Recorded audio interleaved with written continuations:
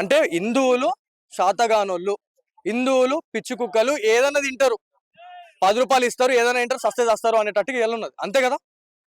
ఇవాళ నేను మాట్లాడుతున్నటువంటి మాటలు ఎవరైతే వింటున్న వాళ్ళు ఎవరైతే ఉన్నారో చాలా మంది కఠినంగా అనిపించవచ్చు. బట్ రియాలిటీగా మేము ఇక్కడ ఉన్నాం కాబట్టి మాకు ఆ బాధ తెలుస్తుంది. ఎంతో మంది దగ్గరికి మేము రిపోర్టింగ్ చేసడానికి వెళ్ళినప్పుడు స్లో పాయిజన్ గా ఎంతో మంది ఇట్లాంటి వాళ్ళు ఎగబడుతున్నారు అని చెప్పేసి మాట్లాడుతా ఉన్నారు. ఇట్లాంటి వాళ్ళని ఏం చేద్దాం చెప్పండి.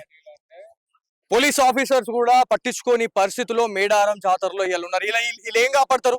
20,000 మంది పోలీస్ ఆఫీసర్స్ ఉన్నారని నేను తేజస్వి మీడియాలో యాజ్ అ జర్నలిస్ట్ గా నేను 20,000 మంది పోలీసులు ఉన్నారని నేను డబ్బ కొట్టినట్టు చెప్పిన. ఇలా వీళ్ళంతా ఫెయిల్ అయ్యారని చెప్పి చెప్పానా? ఇప్పుడు చెప్పురి, మీరు చెప్పురి.